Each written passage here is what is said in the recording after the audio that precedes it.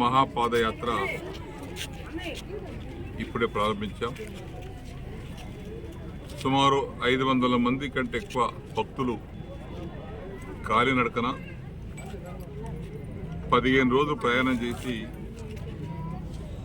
ఆ పాండురంగాన్ని దర్శనం చేసుకోబోతున్నారు.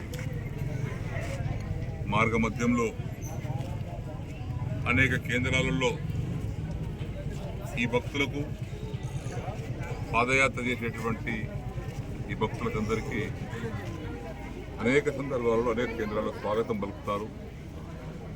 భక్తి శ్రద్ధలతో వీరికి స్వాగతం పలుకుతూ సకల సౌకర్యాలు మర్యాదలు కలిగిస్తారు. అదంతా పాండురంగం దయ. ఆ పాండురంగం దయతోటే ఈ 15వసారి పాదయాత్ర కూడా విజయవంతం కావాలని, శుభప్రదం జయప్రదం కావాలని ఆ రుక్మిణి విఠలేశ్వరునికి ప్రార్థిస్తూ ఇది ఒక చక్కటి కార్యక్రమం, మంచి కార్యక్రమం.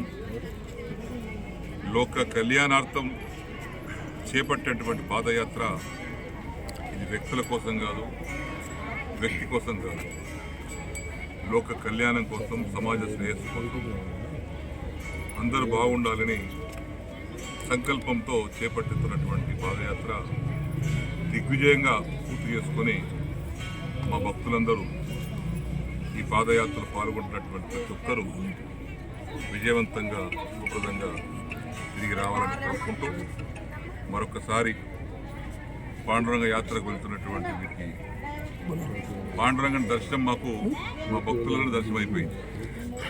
వీరి ద్వారా మేము పాండురంగం దర్శనం బోలా పుండలీక వరదార్ విఠల శ్రీ జ్ఞానదేవ పండర్నాథ్ భగవానికి వారికి ఇప్పుడే జెండా ఊపి పాదయాత్ర ప్రారంభం చేశాం. వారందరికీ కూడా మరొకసారి అభినందనలు, శుభాకాంక్షలు తెలుపుకుంటూ జై పాండురంగ.